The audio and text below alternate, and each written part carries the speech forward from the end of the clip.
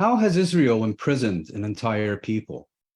Welcome to Connections, the Arab Studies Institute interview program. I'm Mouin Rabbani, and for this episode, we're delighted to be speaking with Francesca Albanese. Francesca Albanese is the United Nations Special Rapporteur on the situation of human rights in the Palestinian Territory Occupied since 1967. She previously worked as a human rights expert for the United Nations, including for the Office of the High Commissioner for Human Rights and the UN Relief and Works Agency for Palestine Refugees, UNRWA. Francesca Albanese, it's a real pleasure to welcome you, or I should say to welcome you back to Connections. Thank you, Mouin, and thank you, Jadaliyya, for hosting us.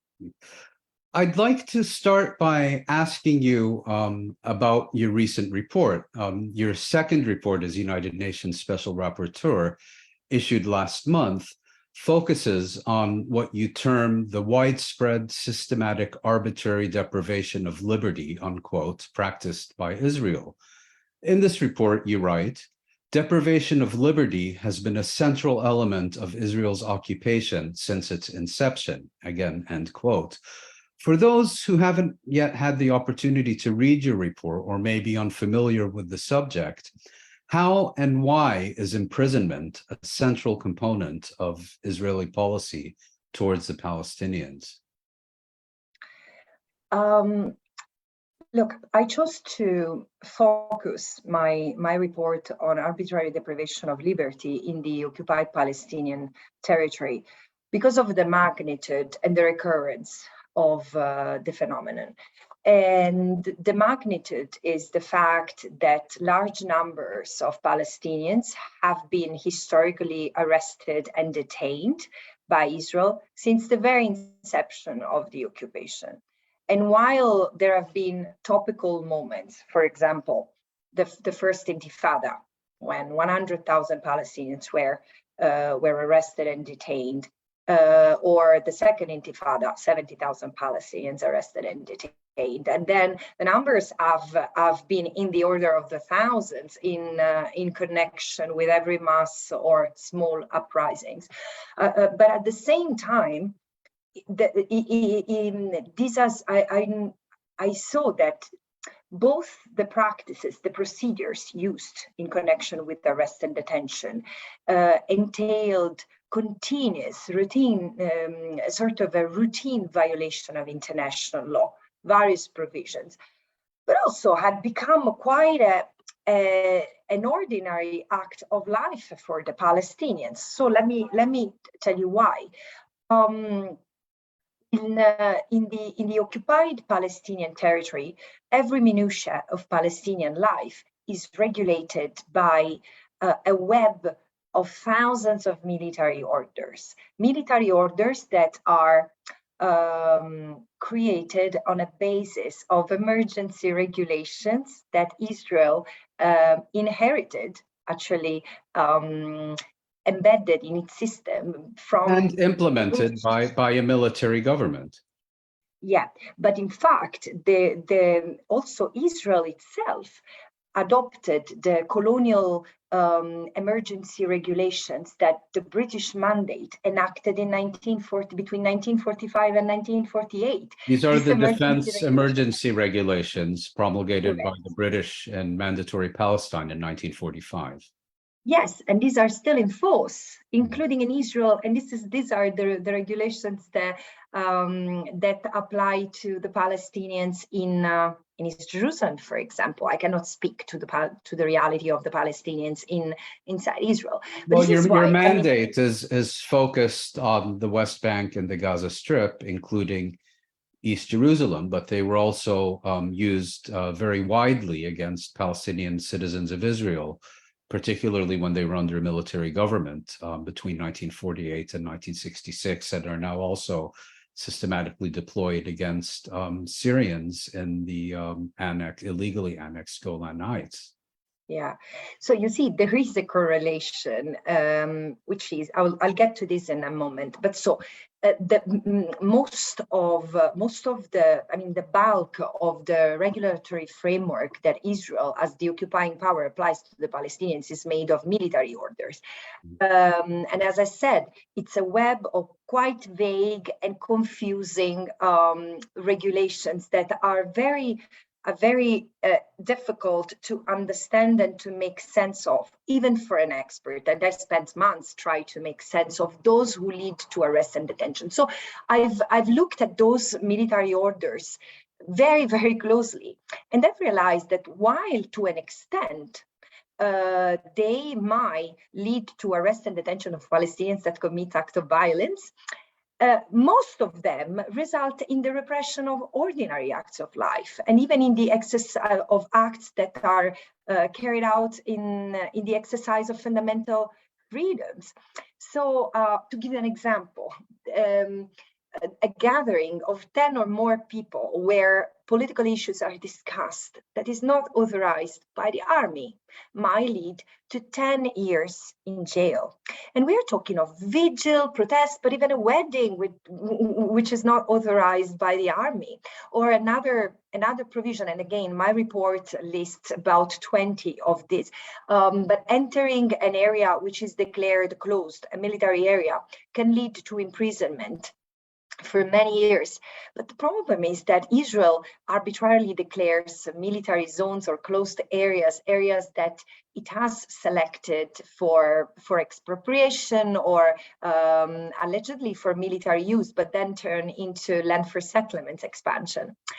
So I realized that there is a very strict correlation between the settlement expansion that has grown from 0 to 270 colonies for 750,000 settlers. And so this system of these military regulations have expanded and have tightened the grip around the Palestinians with the progression of the settlement expansion. So this is why I eventually realized how close the arrest and detention system is to the very nature of the occupation, which is to secure, to a large extent, Israel's presence in the occupied Palestinian territory. So you're making the point then that the consolidation of permanent Israeli control over these territories, annexation, requires this carceral regime that you've written about. Yes, it does, and you can see, for example, something that struck me. Even living in the occupied Palestinian territory for years, I had never realized that, for example, there is a connection between the presence of settlements and arrest and detention. And then I started to read reports by Breaking the Silence or Military Court Watch, and actually interviewing people. And I realized that actually most of the arrest and detention in Area C, which is under full control of Israel, happen within 1 kilometer from the settlements. And Area C constitutes approximately 60 to 65% of the West Bank, if I'm not mistaken. Correct. But so there is a close link. So the settlements are not just there. There is, in the settlement, there is one security coordinator, which, by the way, is on the payroll on the Israeli Minister of Defense. And it's the settlers who determine the security it's this person and the settlers who determine the security of the settlements and ask, for example, for the intervention of the army when a Palestinian allegedly trespasses. But this is all Palestinian land, and it's mostly rural land. So sometimes Palestinians are just moving to farm the land or just walking in the land for leisure, and they are told to move, to go away. So they could be harvesting their olives, trying to get home from their jobs or whatever, and in doing so, they expose themselves to arrest and detention in various forms. Correct. But more so, children going to school. This applies to the fishermen in Gaza Where as there's well. a maritime exclusion zone imposed by the Israeli military. Yes, which is arbitrary because it's against international law and it's against the very agreement that Palestinian and the Israelis decided to abide by. So you can see that there is an intent to punish the Palestinians. And it comes across very clearly when you read all the military orders or the main military orders that lead to arrest and detention. And one more element, if you allow me, Please. there is also highly documented is the violence that accompanies and the brutality that accompanies arrest and detention. So, for example, I read reports that Al-Haq or B'Tselem or Amnesty International had written in the late 80s or early 90s about the conditions of Palestinians in Israeli prisons or in Israeli detention centers. They were already worrisome back then and amounting to torture, to ill treatment. And this has remained pretty much the same. So the report and that, if I could just interrupt, that in fact includes Shawan Jabarin, the current general director of Al-Haq, who in 1988 was beaten to within an inch of his life by soldiers acting under the instruction of the late Israeli Prime Minister, then Defense Minister Yitzhak Rabin. And you know what's interesting, as you mentioned, Shawan Jabarin, that I read many opinions of the working group on arbitrary detention that there were cases about Shawan. So Shawan had his case considered 4 or 5 times by the United Nations, who concluded that his arrest and detention had been arbitrary and weren't. And in some cases, they also concluded that a proper investigation was warranted. So you're yeah, I was going to say that as very large numbers of Israelis are demonstrating in the streets and what they consider to be in defense of their democracy, you're describing what really can't be characterized as anything other than a totalitarian regime, which is imposed by the same government. And on that basis, I'd like to discuss your report in a little more detail. In it, you write, and I'm quoting, "The incarceration of Palestinians is only one element of a larger carceral landscape, extending beyond prison as a paradigm of governance in the occupied territory and confinement of its population," end quote.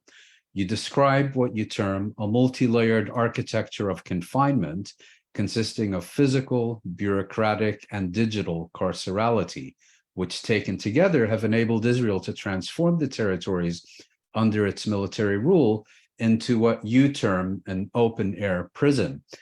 Let's discuss each element of this open-air prison in more detail to get a better sense of daily reality as it's experienced by Palestinians. So you began, I think, describing the physical aspect of this, but let's discuss that in some more detail, the physical and then the bureaucratic and then the digital. Absolutely. Mouin, just one point on your conclusion to the previous issue we were discussing. I've been debating whether this regime is totalitarian, and probably unlike totalitarian regimes, it doesn't apply to the entire population. This is a critical element. So I agree with you that there is a troubling issue that has been structural. To the regime that Israel has imposed to the Palestinians. And the legal dualism is a critical feature of it. So Israel, especially in the occupied Palestinian territory, you have 5 million people, including children as young as 12, being arrested and detained on grounds that are void of offensiveness and are not even legally relevant if they involve an Israeli citizen, including a settler. So this is an interesting point to make. Going to what I call the carcerality regime.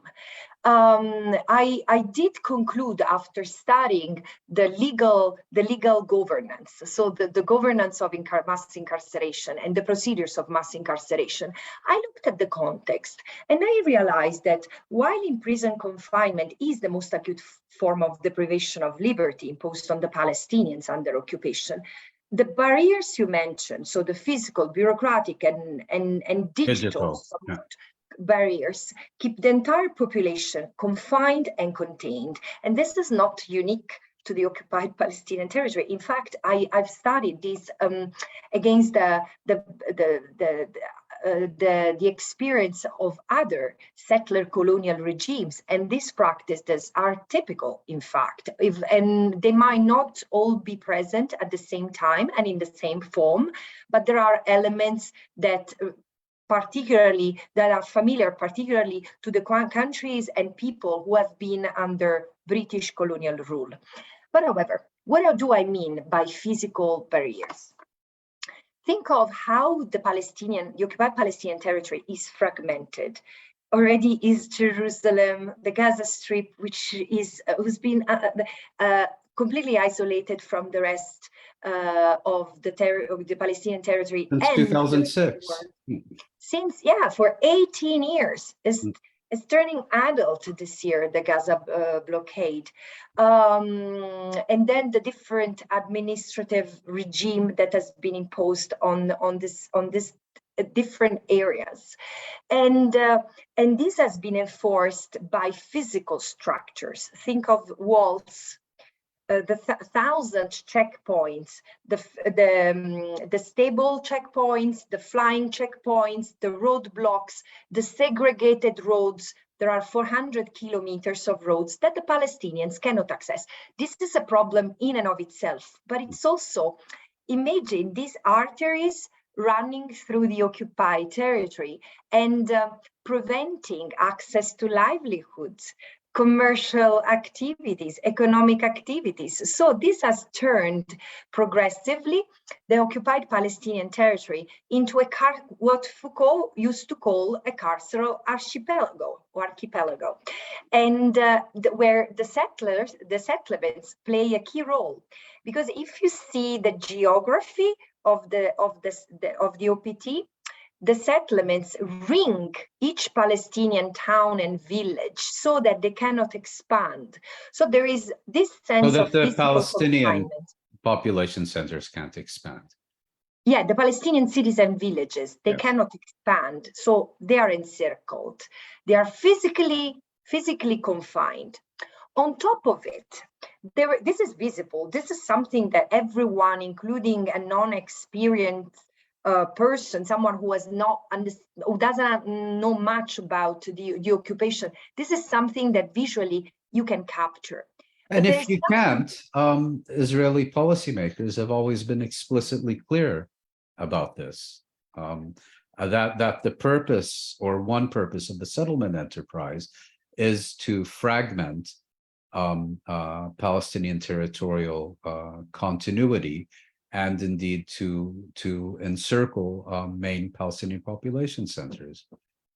This has become more explicit in the political discourse. You are the expert there. I'm just the lawyer. But yes, when I read the first time the Allon Plan, which was written in 1967, and many say, yeah, but it was never adopted. Doesn't matter. This is the reality today.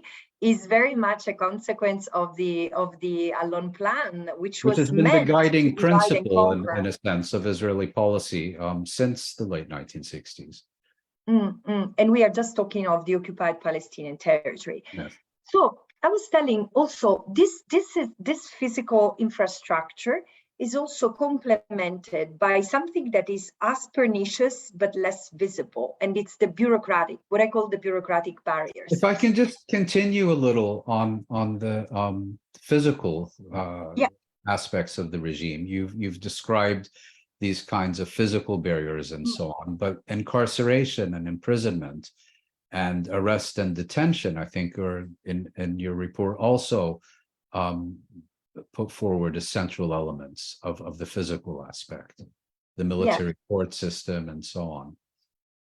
Absolutely, absolutely. I mean, the legal system is a critical part of it. We should not forget that this system we are discussing has been designed, implemented, and reviewed by soldiers, because soldiers are those who write the military orders, soldiers are those who enforce the military orders, and soldiers are those who judge the Palestinians in the military courts, which, I mean, really are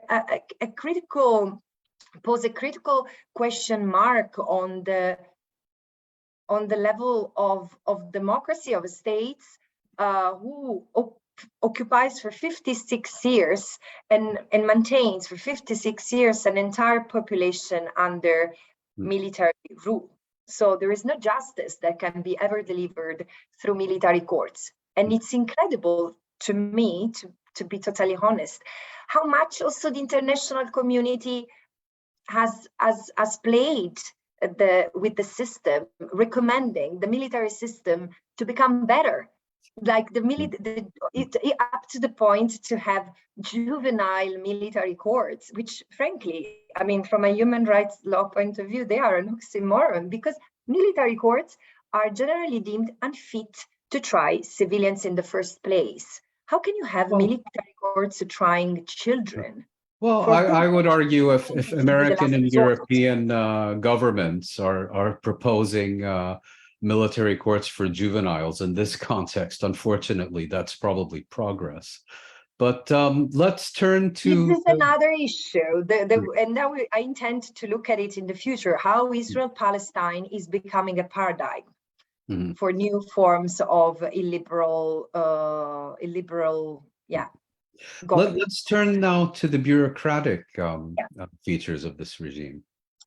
Also, one thing is that the physical barriers are strictly enforced, in the sense that, as I mentioned, if you step out of the boundaries that you've been assigned, that you have been confined to, you can be arrested. If you are prevented from getting on a segregated road, and if you are found on it, you are illegally there, so you can be arrested. If you're found, you're a Palestinian, you're in a closed military area, like think of the 1,200 residents of Massafra Yatta, you're illegal, so you can be arrested. You see? And you can be banished in terms of being what do you call it? Expelled from your own home or village, as in the case of Massafra Yatta, or in the case of, for example, Palestinians in the Gaza Strip can be shot and killed for trying to traverse one of these barriers. But no, let me go to the bureaucratic. So because this deserves to be unpacked. So there are at least 100 permits that Palestinians might apply for. They might apply to the army in order to carry out really normal instances of life, from taking residence, moving residence, or registering, enrolling to a given school, moving outside the OPT, returning to the occupied Palestinian territory, building a house, opening a commercial activity here or there. For all of these, you need a permit. And this is very arbitrary. It's very unpredictable whether you will get it or not. And in fact, only, for example, for construction, only 1% of the permits, of the building permits that the Palestinians apply for are approved. And so the Palestinians end up building illegally, which then turns into Israel demolishing their structures because they have been built without a permit. The flip side of it is the ban, because the ban I mean, just with the push of a button, you can deny thousands of Palestinians from having these permits, which is very often, this is what often happens, for example, when Palestinians in connection with religious times, religious holidays, Palestinians of a given group or of age, for example, can be banned en masse from entering Jerusalem. And therefore, they discover this when they go to a checkpoint. And we've seen this, for example, with Muslims during Ramadan, Christians from the Gaza Strip or Bethlehem during Christmas and Easter being effectively collectively prohibited from entering Jerusalem and its holy sites. Yes, yes. So, and it has an impact. It has a serious impact on the life of the Palestinians. This is understandable. Also, there is one exception to what I said, which I said everything that this governance is determined by the army. It's generally true, but there is also the intelligence service, the Shin Bet, which has a say on pretty much everything. And in fact, the security risk is determined of a Palestinian is determined by the Shin Bet. Even the soldiers. This is the domestic intelligence service. This is the Israeli, the General Intelligence Service, which is not, which is outside of the army, and so the army, even soldiers, are not necessarily aware of the reasons why a Palestinian might be banned. So they're just, an element of the chain. So when the Palestinians go to for example, to a desk in order to have a permit, and the soldiers sees in the system that this is a security risk, so say, sorry, I cannot give the permit to you. There is no possibility to appeal against this decision, and it's completely aleatory and arbitrary. So then the Palestinians need to embark on a lengthy and costly process involving lawyers in order to understand what's happening and it's very rare that the security risk classification gets removed. But again, I think that Breaking the Silence has documented it extremely, extremely well, and it's mind-blowing. Well, of it, there is the digital surveillance. Yes, sorry. I mean we've discussed comparing Israeli rule in the West Bank and Gaza Strip to a totalitarian regime, and you're now, if I understand you correctly, it would be, I think, not inaccurate to describe the Shin Bet as a kind of Israeli Stasi. With, I think, one important distinction, which is that the Stasi did not have the digital capabilities that the Israeli security forces have. And given that Israel is a recognized global pioneer in digital surveillance, I'd be very interested to hear how this fits into this carceral regime that your report examines. It fits very well. Unfortunately, it's part of the system, so the digital surveillance has different elements, different pillars. So besides the thousands of CCTV cameras that are virtually in every Palestinian public place. Think of Hebron and Jerusalem. They are completely controlled because there is also a presence, an Israeli presence inside both Jerusalem and Hebron. So allegedly, these are for security reasons. But in fact, this is a system that monitors the public space. And it's coupled by other two elements. One is digital surveillance of social media.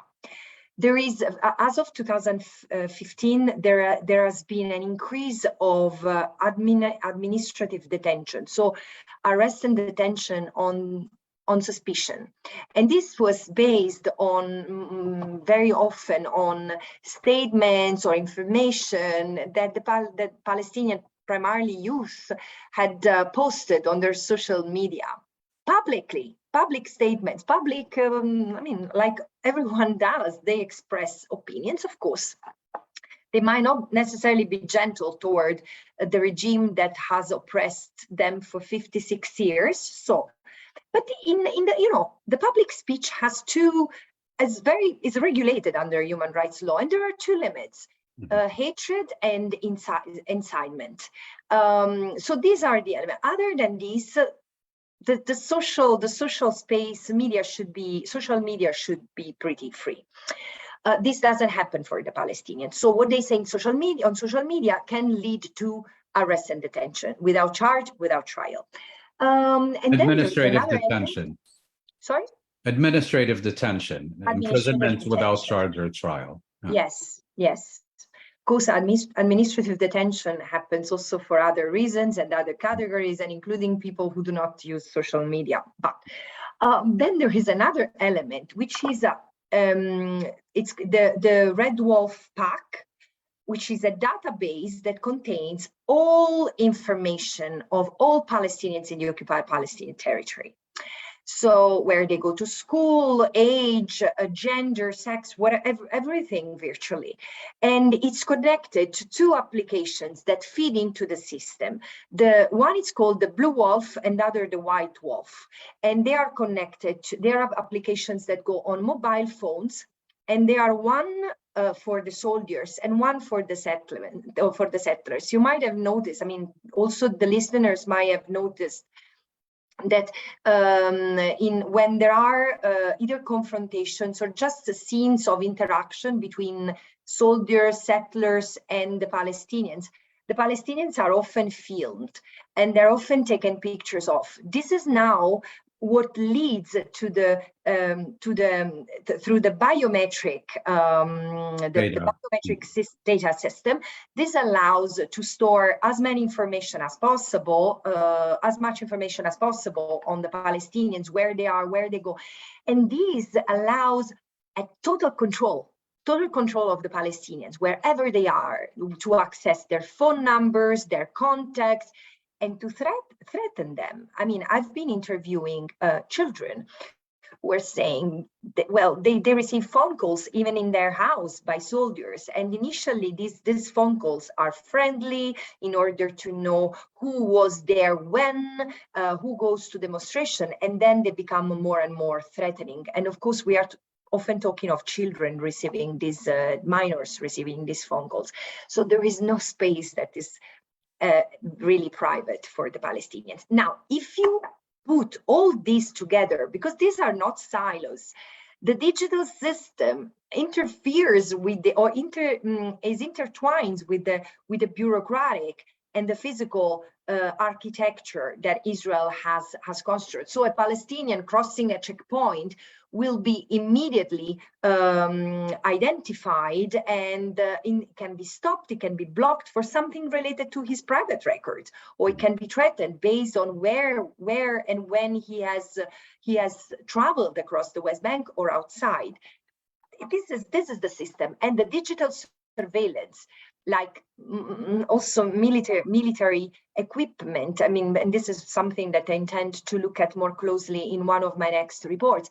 Digital surveillance has been, I mean, it's been sold by Israel abroad, but it's not a stretch of imagination to say that it has been tested throughout the occupation. Sure. Everything you've said notwithstanding, about the pack of wolves and the multi-layered carceral regime and so on. At the same time, having written this report, how do you respond to critics who make the argument that Israel is engaged in a difficult and complex effort to maintain law and order, and engaging in what they would call a legitimate self-defense against threats to its security and to its citizens? How do you respond to such criticisms of your work? First of all, I think that someone who has read carefully that report will not raise that question, because it's clear that the system that Israel is creating is such that produces what in the summary I synthesized as a constant feeling of Palestinians being caged and having to revolt to their jailer. This is what this system generates. But however, I do not dispute that Israel faces operates in a complex environment, and I do not dispute that Israel might face threats, including from the Palestinians. It's clear that the Palestinians have committed acts of violence, sometimes targeting civilians, during the 56 years of military occupation that Israel has imposed on them. For this, they deserve to be judged by a civil court and convicted if found guilty. So there is no question about that. But the point is that we cannot lose focus on the context that produces this continuous need for the Palestinians to oppose the occupation. And I use the word oppose because I think it's more fair to the reality. The Palestinians oppose the occupation with all possible means, and generally these means are peaceful. Sometimes they are not. Sometimes they entail the use of force.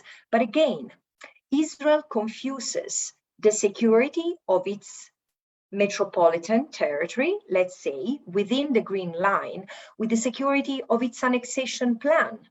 Because by this military occupation we are talking about, this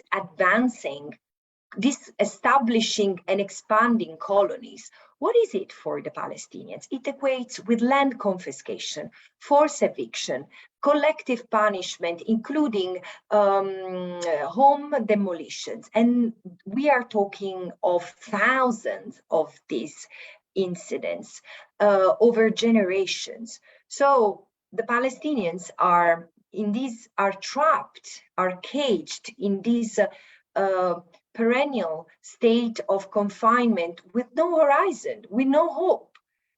So this is a security threat in and of itself, both for Israel, but primarily for the Palestinians, because the Palestinians have no choice.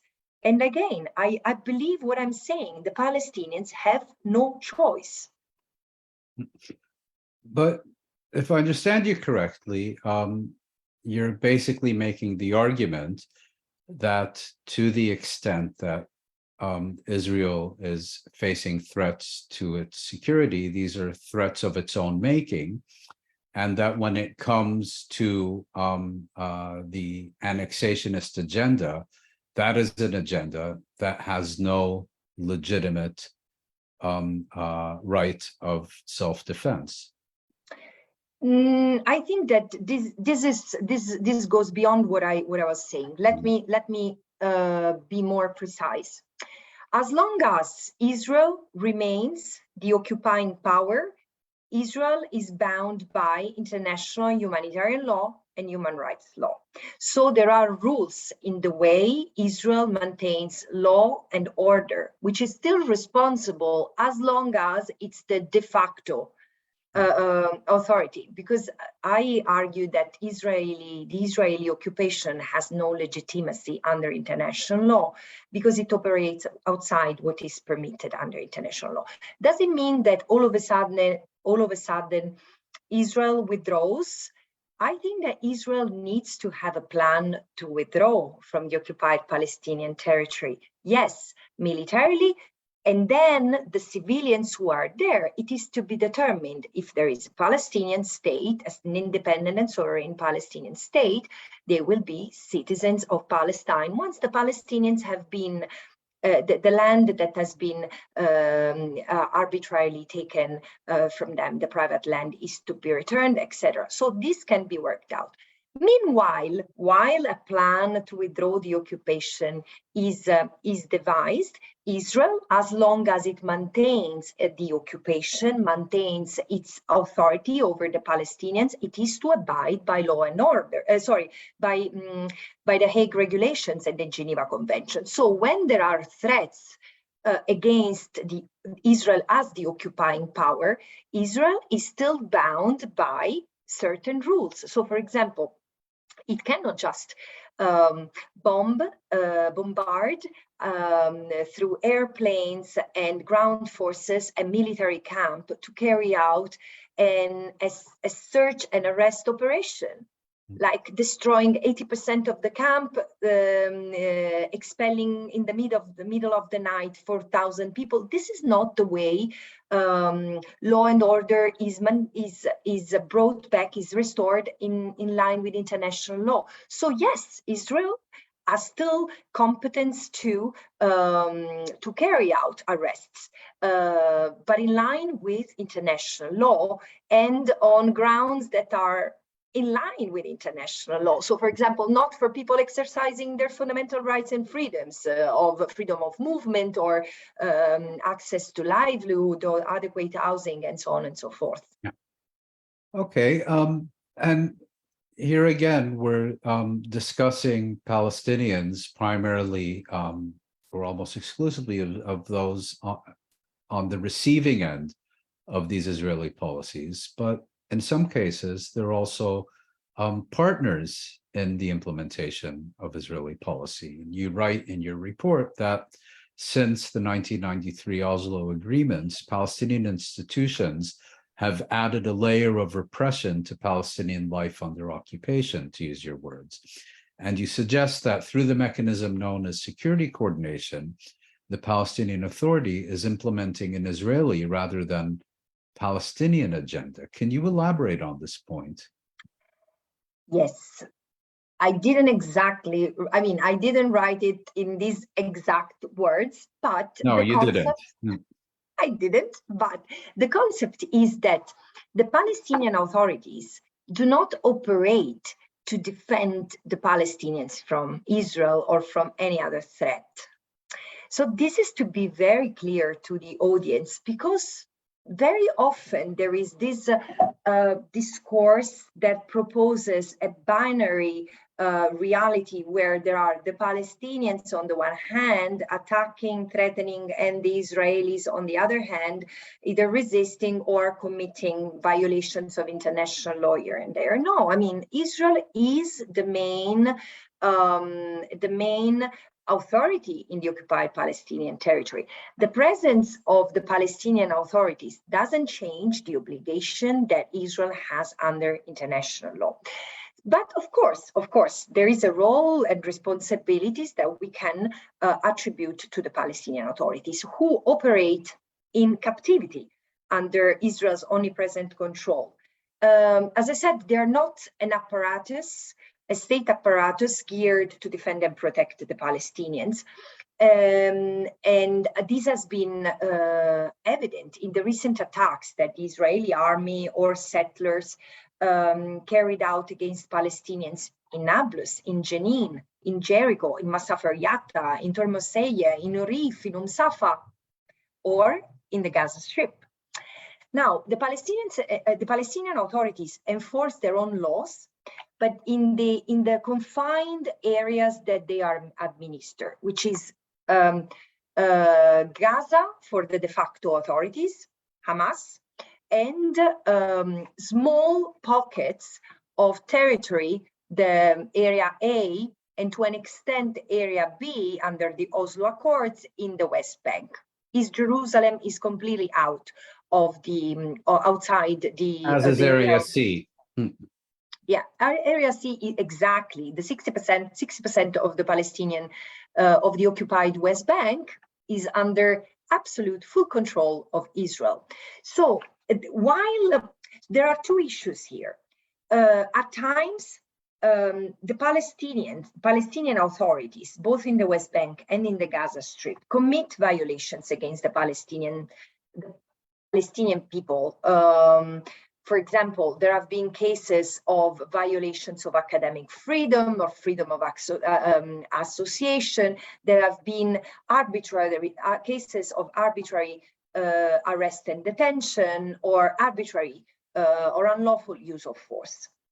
At times, these violations reverberate the security apparatus of the occupation. How so? Because the coordination agreement that the Palestinians and the security arrangements that the Palestinians and the Israelis have require the Palestinians to enforce law and order in given areas. So to go and apprehend arrest and detain Palestinians that might represent a security threat for Israel. And it's difficult to draw a line to whether the Palestinian does in fact represent a security threat or not, because in fact— But I think the point here, if I may interrupt, the point here is that the Palestinian Authority, at least the Palestinian Authority in the West Bank, is under an obligation pursuant to the Oslo agreements to arrest any Palestinian who is viewed as posing a security threat to Israel, but has no right to arrest any Israeli who poses a threat to Palestinians.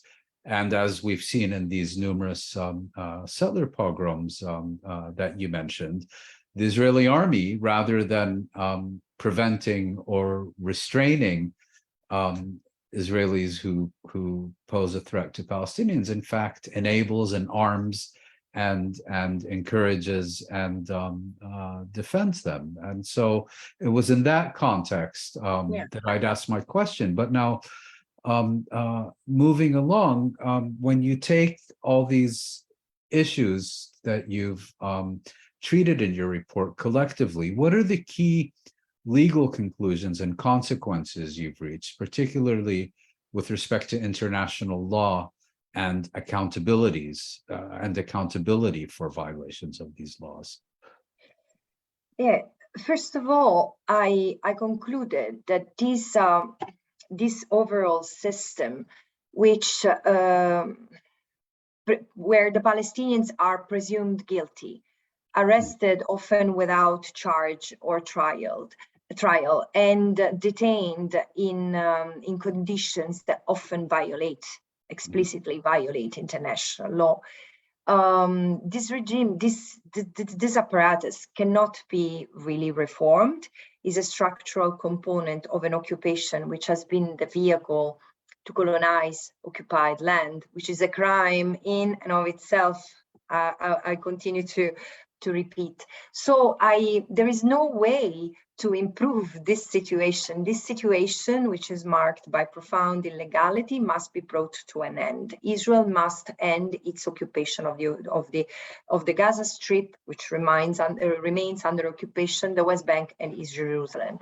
Then I found that it's absolutely necessary to have a thorough and independent criminal investigation on this, particularly on the system of arbitrary arrest and detention and its large scale, which might entail possible war crimes and crimes against humanity. And I identified a few, for example, willful deprivation of protected person's right to fair and regular trial, severe arbitrary deprivation of liberty in violation of international law, unlawful deportation, because 80% of the 5,000 Palestinian currently detained or imprisoned by Israel, including 160 children, are detained outside the occupied territory in violation of the Geneva Convention. This is unlawful.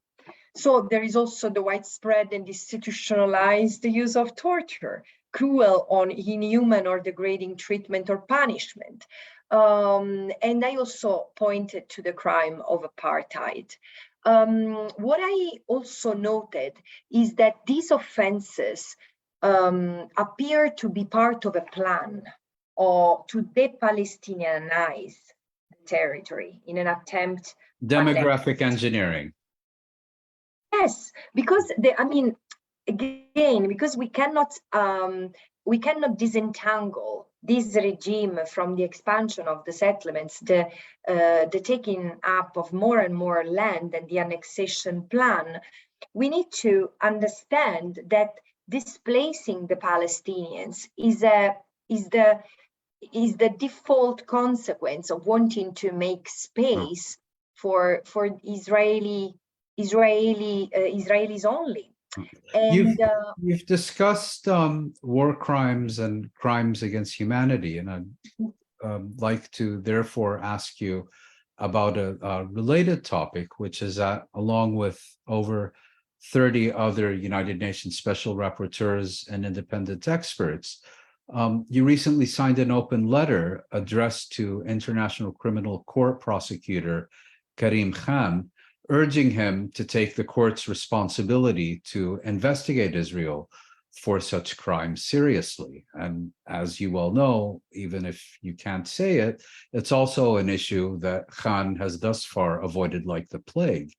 Indeed, in the words of prominent Palestinian Hanan Ashrawi, quoting her, even snails scoff at Khan's pace when it comes to investigating Israeli crimes. To put it bluntly, what can be done to compel Khan to do the job that he's paid to do?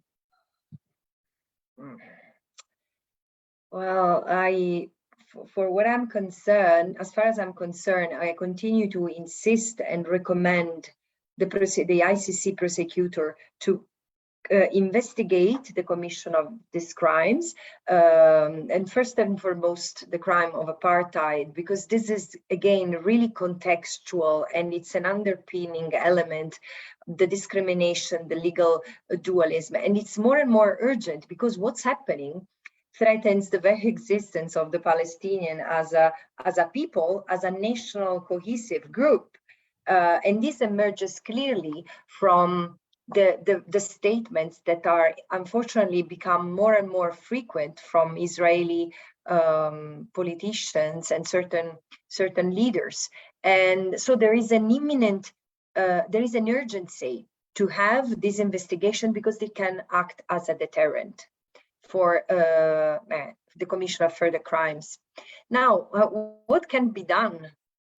I think that the only, well, for me, it's mesmerizing how the Office of the Prosecutor has not sent a team of investigators to the occupied Palestinian territory yet.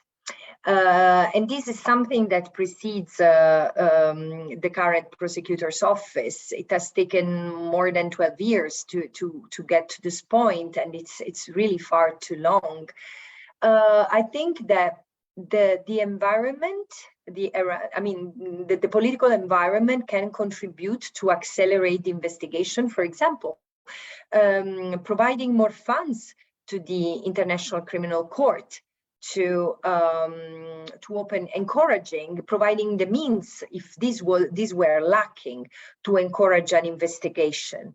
And also another element is that universal jurisdiction, while of course all these crimes are prosecutable under the Rome Statute and so are of direct relevance for the Office of the Prosecutor, there is also the competence of national domestic courts who recognize universal jurisdiction. And you think that could generate pressure on what appears to be an ICC prosecutor who is simply beyond shame on this issue? Look, I'm not sure it will necessarily, it will directly influence the prosecutor, but it might have an effect on the architects of this system and the perpetrators.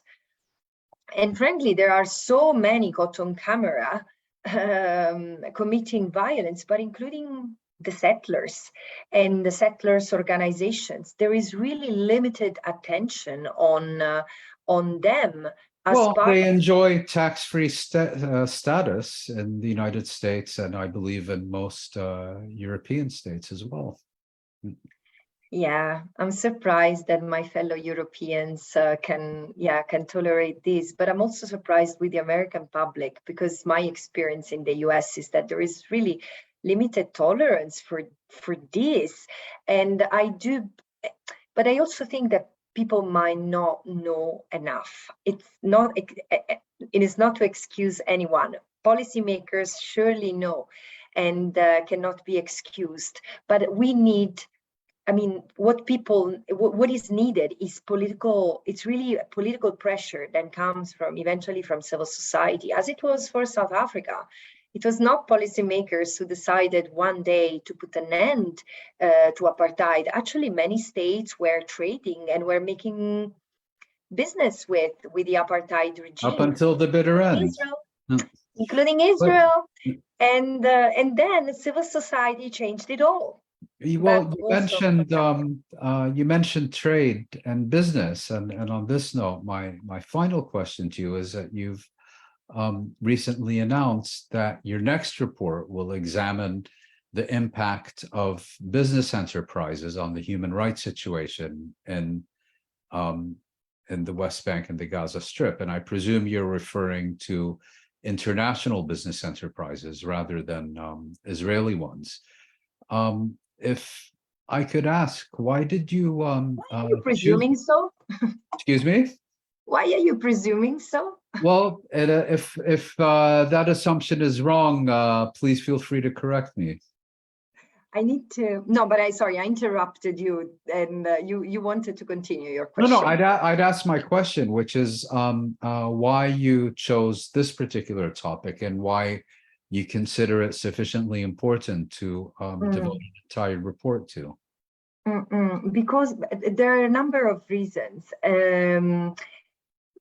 which I realized during the course of my first year as a special rapporteur. Because trust me, at the beginning of my mandate, if there was one issue that I was not inclined to pick up, was businesses, because it's just not my cup of tea. And at the same time, as I learned more and more in depth how the occupation works, because again, it's a very complex architecture, I realized that it's necessary to look at how civilian, military, and surveillance-related businesses participate in the occupation.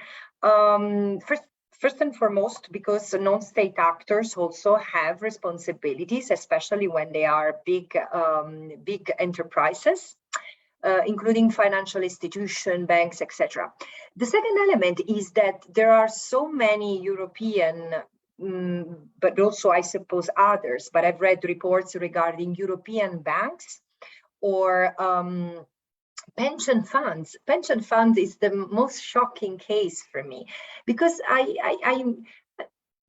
what would you expect of a person who investing and putting his or her saving in a pension fund, so just simply to secure a better future for themselves? What would they know that their money is being used to destroy someone's present and prevent someone else's future through the occupation? So I think that there is not enough information. Now, the OHCHR database should have played that function, but there is also, OHCHR has been under so much pressure and facing so much hostility that it has created also a sort of a gap. You have states saying, well, I'm trying to create an environment in my own state, not to to divest from the occupation, but I'm waiting for the OHCHR's database. And I think that I don't want to give them this excuse. So I want to carry out my own investigation, find at least those besides, and to complement the work of the database, to explain how the system operates, feeds, buys from and sells to the occupation, and how we are all responsible for it. Well, I very much hope that you can come on this program again, on this podcast again, when you've published your next report, and help clarify these issues and consequences for our viewers.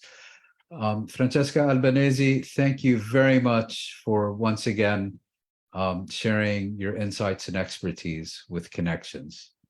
Thank you, and bye-bye, everyone.